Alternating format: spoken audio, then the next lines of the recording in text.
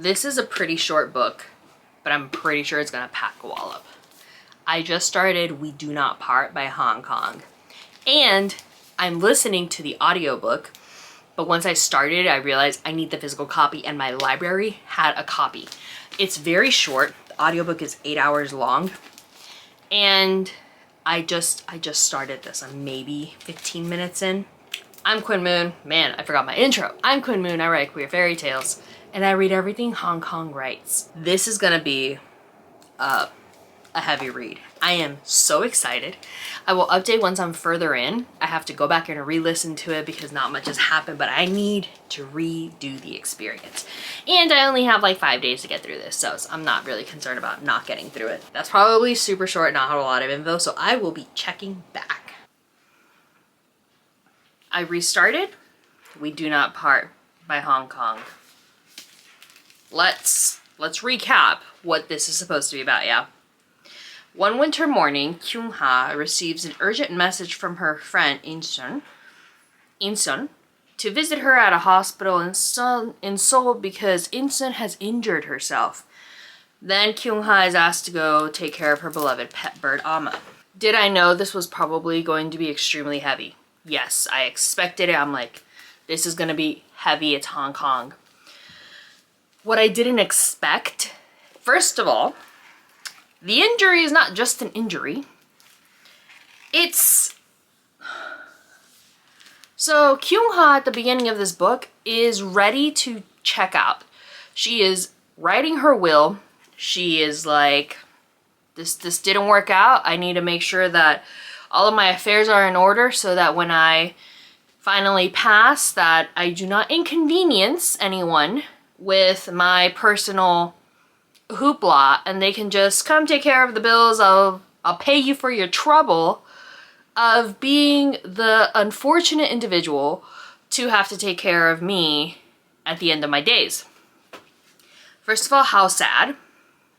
That just, like, that's true Hong Kong. Like, she just hits you in the gut. Then, as if she's not already dealing with these issues, we learn that her life promptly fell apart, that she was left alone for multiple reasons.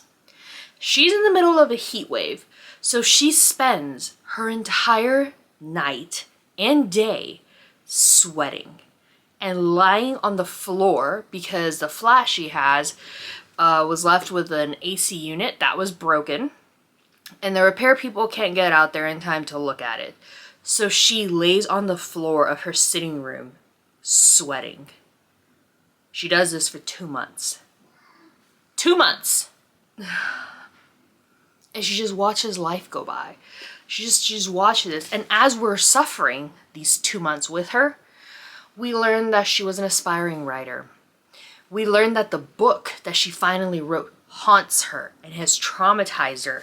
It is about a massacre of a place, the massacre of G. That's all we get. And she has this haunting dream of mass open graves. And that dream is recurring, and this story has consumed her. It has haunted her, and it is the root of of everything falling apart because the story just possessed her.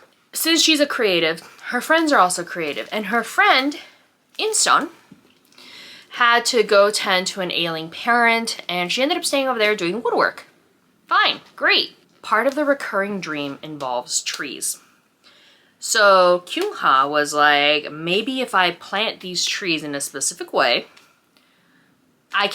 this will get better. So after In-sun's ailing parent dies, she's like, In-sun, we should do it. And In-sun, being a creative person, being artsy and all about that, she's like, yeah, let's go. Because of the recurringness, this curse, Kyung-ha feels this is a curse. She tells In-sun to just, no, this isn't happening. And now, In-sun's injured. It is a horrible injury. I will never again be able to just see the word or hear the word click without shivering. Just this on that's exactly what Hong Kong does. Oh, she's amazing. In-sun's about to ask her to go take care of her pet bird, Amma. We are 42 pages in. 42 pages in. And I feel like I've been gone for months. I feel like I have been sitting out in my lovely cold deck. That's why I'm wearing thicker sweaters. It's a pajama, actually. I've been sitting out there for an hour and a half because I'm pairing it with the audiobook, because otherwise I cannot read Hong Kong on my own, or I'll stop and I'll gasp, and I need something to keep me going or I'm gonna be like pausing every other sentence. I feel like I've been gone for 6 months because Kyung-ha went through the summer, which was awful. Then we got into fall and it's snowing again. So she's been deciding to slowly live her day because she doesn't want to inconvenience someone with her passing. I feel like I've been gone that far and now I have to go cook dinner somehow. And I'm gonna resume this because I'm reading 4 hours today and then 4 hours tomorrow to just finish it. Because if I drag this out, I can't guarantee I'll finish it in a timely manner, and I want to read this book and I'm loving it. I need to know what G is, but I'll figure it out later. Anytime Hong Kong writes anything, I get just, oh my God. Okay, I'll update later. I don't even know if I actually did this intro right, so I'm doing it now that I've read 45 pages of this. I'll flip this to the front of the video. In this story, we follow Kyung-ha, who has received an urgent message from her friend In-sun that has been injured and is hospitalized. As she is in the hospital, she will need to be hospitalized for an extended period of time, but it begins to snow. So In-sun asks Kyung-ha to go to her house and rescue her pet bird Amma, who might be left out to the elements due to the emergency nature of her injury. Lost in a world of snow, she doesn't yet suspect the vertiginous plunge into darkness that awaits her at her friend's house. That's what we're reading. This is what I'm reading over a period of 2 days. I'm pairing this with the audiobook and the book itself. I got it from my library. I don't know why I didn't just go buy it, actually. What's wrong with me? I'm gonna eventually buy this. Probably because I want the paperback. I'm already 45 pages in. This book is amazing. Read it. If you think you want to read it, please read it. Be warned, it's emotionally exhausting. So that's what this book's about. I will continue my vlog after I somehow find the strength to do something normal and cook dinner. So I will update later tonight. It is officially later tonight. The goal for today was to get through halfway through the book. And on page 132, I'm just over the halfway point of the book. There's so much to unpack. The recurring dream. Okay. So Kyung-ha meets In-so at the hospital in Seoul. She's like, hey, a storm's coming. Please try to save Amma, my little bird. I don't want to talk about the little bird.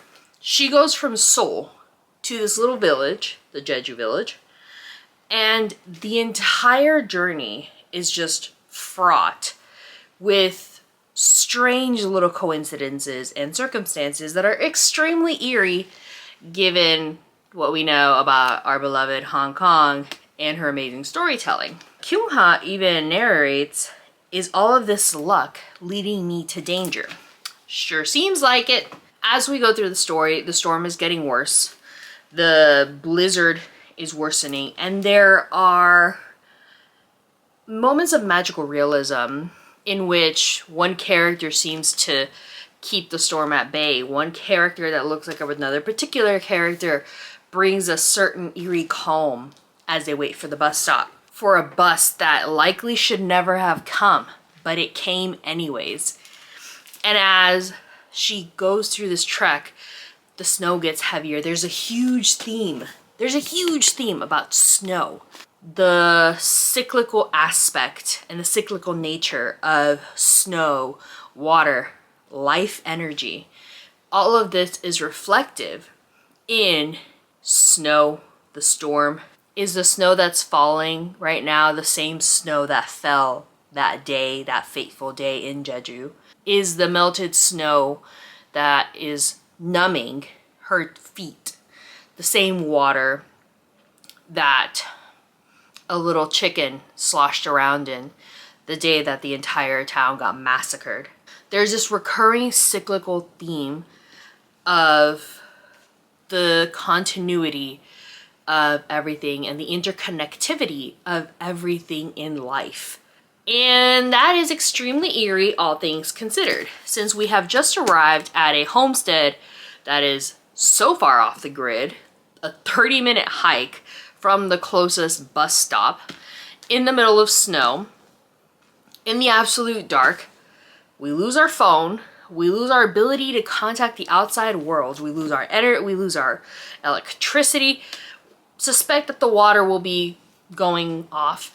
And this recurring theme of the trees, of the haunting trees that we start the book off with, that this forest of sad, mourning black trees is just kind of heightening as we get to Inso's workshop, as we see the trunks that are there, as we see the trees all start taking up even more importance. So first it was like the snow and the water, the fragility of the perfect snowflake, the fact that a snowflake is made up of dust particles as well, that it can't be alone. Water alone does not make a snowflake. There must be other things in it. And now that we're at the homestead, that we're at the house, there's trees, and there's the significance of the trees. There's the significance of the little bird. And Kyung-ha is extremely sick now, obviously. She fled the hospital because Inso asked her to go check on her bird. And we are just going down this really dark, dreamlike, nightmare-like journey into a past that is haunting not only the village, not only Insu, but is haunting now Kyung-ha because of the fact that she was drawn in by that same tragedy. And now she is in Inso's place at her house, right? And Inso's in Seoul. So they've switched places, and Inso, I don't know what's going on with Insu, but I don't know if we get a happy ending. Odds are we don't get a traditional happy ending. I think Kyung-ha's not gonna end well either. I think this is all just gonna spiral, and it's gonna be about the cyclical aspect of life and the continuation of life. But I am so drained. The goal is to finish it tomorrow, which I think I will. I'm loving it. Go into this book prepared. It is a heavy read. My heart is heavy. My soul is heavy. My eyelids are heavy. I'm tired. But it's very well worth the journey. And the story is non-linear. Sometimes it adds to the dreamlike element. Sometimes we're in one place and then we backtrack to how we got there. Then we're in another place. We backtrack years of stuff that led up to this one event. So I love that about it. It adds to the element of confusion. It adds to just the nightmare dreamlike state of the book. And Kyung-ha, who is struggling with her own issues. This book also centers around this very strong female friendship. So I'm gonna wait until the end of the book to comment on how all of that comes to fruition. But Kyung-ha and Insu have been friends for 20 years. And Insu has just appeared overnight at the hospital and is like, go save my bird, go through this blizzard, go to my house, who is on the outskirts of this island, and please go save my bird. And Kyung-ha's like, I'm gonna go save your bird. And I'm just like, that is the level of friendship that I want. This is probably going to culminate in the spiritual connection between Kyung-ha and Insu. That is my prediction. I will get back tomorrow. So, firstly, I'm really proud of my sweater. Moving on. I'm about to resume reading, and I'll be finishing the book tonight. And I've been reflecting on this story, on the women of the story, the narrative being told, and I made a couple notes. The word that I was looking for yesterday when I was fried was surreal. It was the surreal element of the story. Am I in a hallucination? Am I in a memory? Am I somewhere in between? That surreal element adds to the haunting and the anxiety that you feel as a reader. Because as Kyung-ha is getting closer to what I'm assuming, pretty certainly, is the heart of darkness, is the root of the darkness, is the darkest place she could be, given her state of mind, given her trauma, her issues that she's been dealing with, her mental health problems. That is probably the worst place to be. And you are watching her as the reader, and she is somewhat pseudo-aware of the fact that she's probably going somewhere she should not be. And that's very harrowing to witness. There is also something to be said about, about the way that these women complement each other so well. I'll probably talk about this later again. They complement each other to the point of destruction. So In-sun is the granddaughter of, she's the daughter of one of the victims, one of the orphaned young girls, one of the few people that survived the terrible massacre of her village. In-sun shares this with Kyung-ha. Kyung-ha then writes a book about it. That book and that story, the research that she did has never left her. So Kyung-ha has adopted and kind of taken upon herself the trauma that In-sun has suffered her whole life, that her mother has suffered, that, what book is it? Generational suffering. The Island of Missing Trees, they talk about generational suffering.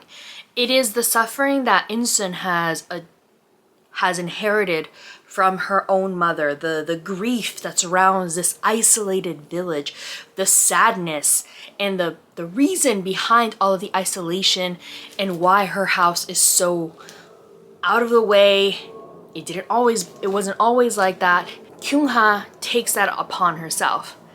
And then, many years later, when Kyung-ha is having her nightmares, she's having her issues, she shares this nightmare with In-sun that she's having, and then In-sun takes that nightmare, takes that burden as well, and takes it upon herself. Kyung-ha made In-sun's trauma a part of her, and In-sun took Kyung-ha's trauma and made it her own. There is this reciprocity between these two women that might have something to do with their very real connection, the length of their friendship, not only the length, but the intimacy of their friendship.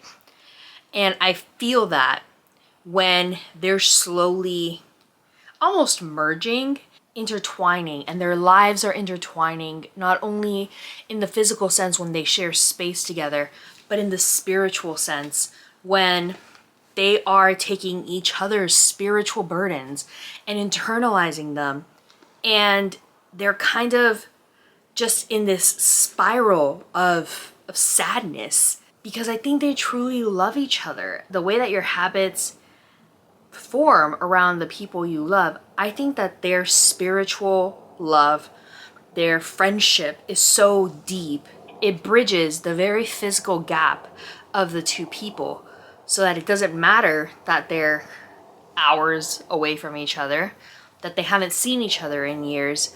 Their spirits are connected, and they are sharing these burdens together. And I find that poetic. That's about the only way I can describe it, because it's not beautiful, it's sad. It's not tragic, it's hopeful. And lastly, the note that I made.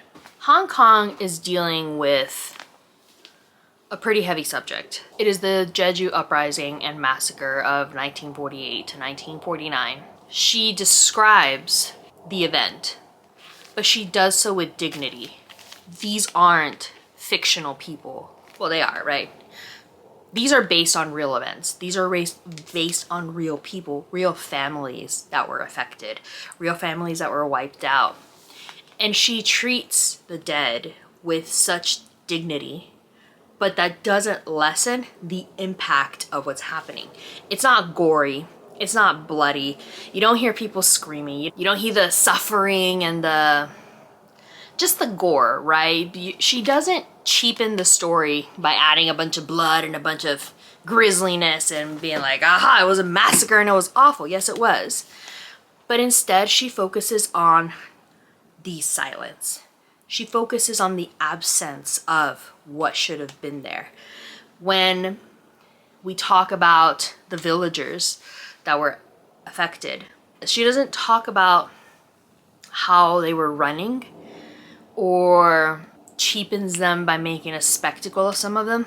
She talks about the cold skin, about the snow, about the perfect snow, and how that perfect snow is probably cycling through the air, and Kyung is aware of the fact that that snow that was on that frozen child's cheek is probably falling on her again. And that beautiful treatment of something so tragic is what makes this book so heavy. She's not going for shock factor. She's not going for anything that would do a disservice to the very real loss of lives that took place. Hong Kong treats all of the characters with the dignity that they are due. She knows this is literary fiction about a very heavy subject, but she doesn't try to like dabble in gore and horror. She doesn't try to add thriller to it. This is a very sobering story inspired by a very tragic event that she treats with complete dignity. Even as the characters are suffering, even as the characters are dealing with this trauma, it's not a spectacle, you know? It's a sad reflection on the true scope of what such trauma can bring. This doesn't just affect the little girl that's orphaned. This doesn't just affect her daughter. This effect is a ripple that is felt across multiple lives that are very intricately connected, and she uses this story to explore the unexpected reach that this tragedy has. Hong Kong and the vegetarian in this book deals with some pretty heavy subject, but she doesn't veer off into the realm of the grotesque. She keeps her subject sober, dignified. She focuses on the small things that make a broken person, not on the spectacle that it could be if she wanted to just up the ante. Not everyone breaks the same way. And Hong Kong consistently chooses to explore the quiet suffering that is expected, since a lot of her books also comment on like social expectations of women. She focuses on the tiny moments that break all of these women. And that is just exemplified here. I'm gonna go finish this. I'll finish it in about 4 hours, a little under. And I'm really excited. This is such a heavy, beautiful book.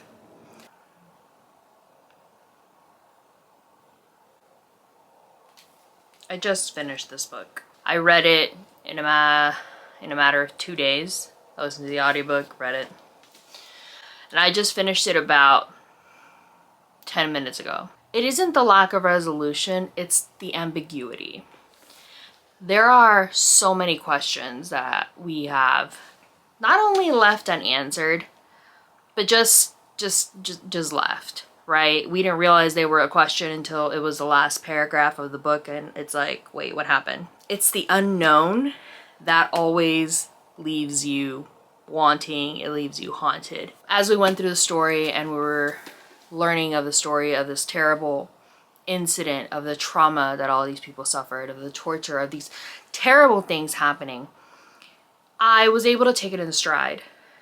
And then we got to the possibility that there was a different outcome, but we never get that resolution. And I feel the painful hope that these characters would have felt, that maybe their family member was that one. It is the pain of hoping that it turned out better versus the peace of knowing how it ended up. Death is never the terrifying end. Death is the inevitable end everybody goes to. It is not the death that is the issue. It's the sudden reopening of a wound that you had healed and had come to terms with, and it's just gashed open with the possibility that something else could have happened. I would hazard to say hope is way more painful than misery. Maybe that's why hope is such a dangerous thing. I don't know. This book is definitely getting me way too philosophical for this late hour. I was watching this booktuber, and she said, I think it was an interview with Isabel Allende. And Isabel Allende said that she didn't appreciate when Americans called her work surreal, I believe is the word. And she said, or magical realism or something like that. And she said, the Latino worldview is not surreal.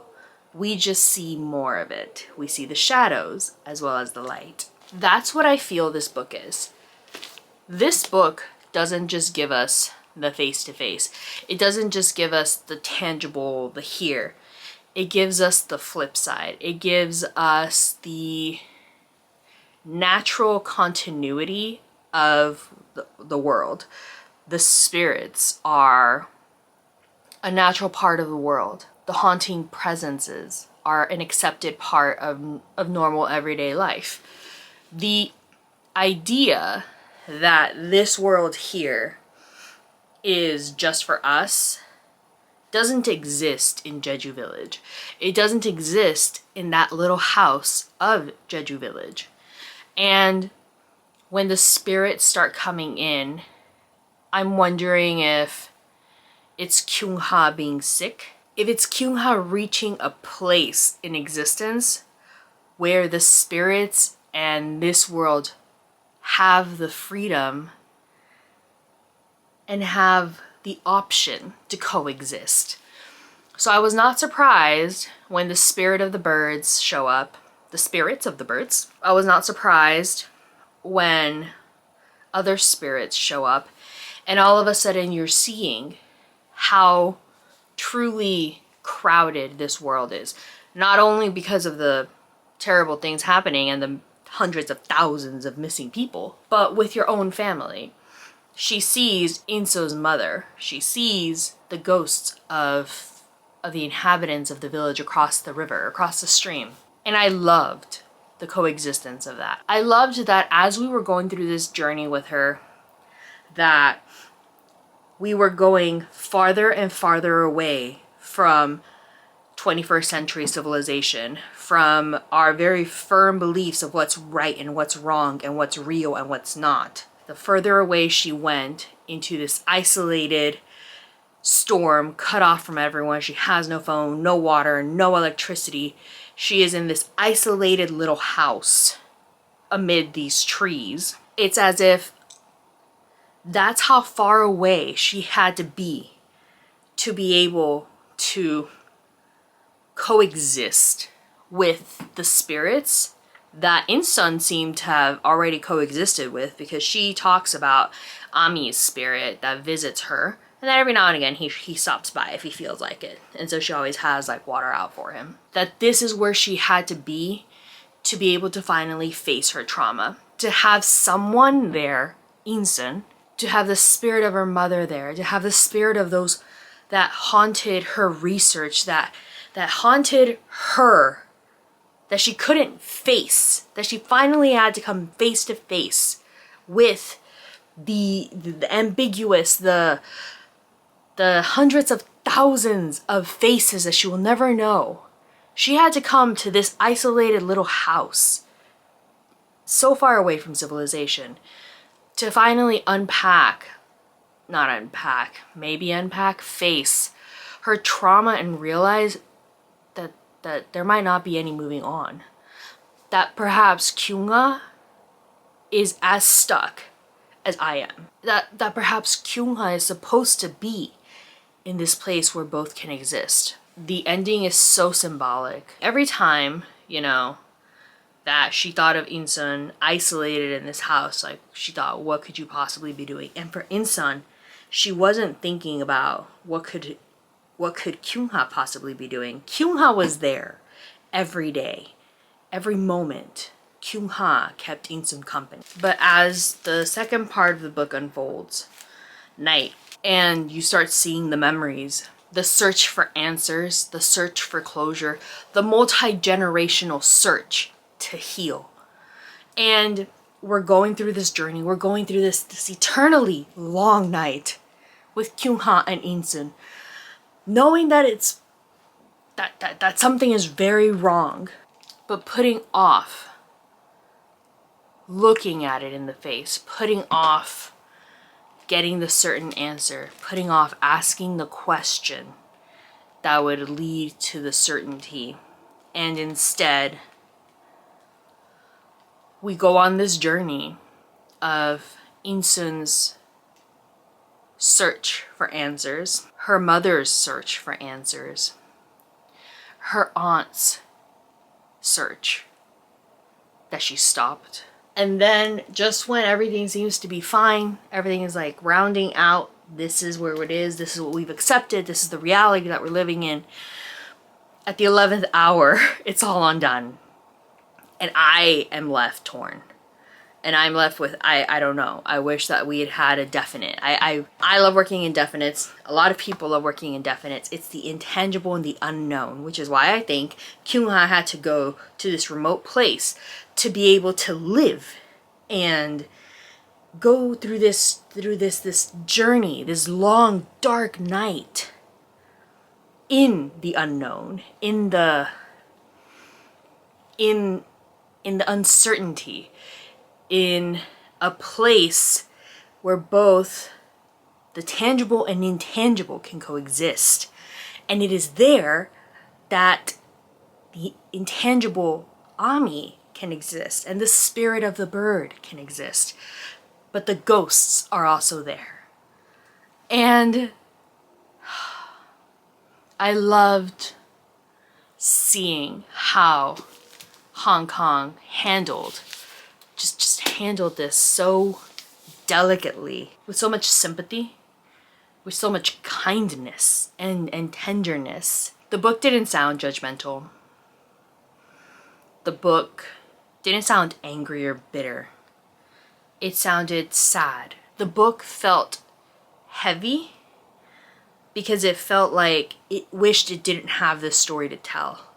I felt like the book was remorseful and didn't wish to shoulder this burden, but had this story to tell. And it wasn't judgmental and it wasn't angry. It was simply telling the story of all of these broken people due to human ignorance, due to hatred and fear, were treated so unfairly. And this book had the heavy burden to just tell this broken story, but I didn't feel anger and I didn't feel rage. It was simply, this is sad, and this is sad, and this is our sad truth of what happened. And it's time for everyone to hear our story and mourn with us and wish it could have been different. I'll have to gather my thoughts some more on this, and then I'll put together like an actual video to talk about it. But having just finished the book 10 minutes ago, it was fantastic. It was amazing. And I think it's a book I'm gonna think about for a while.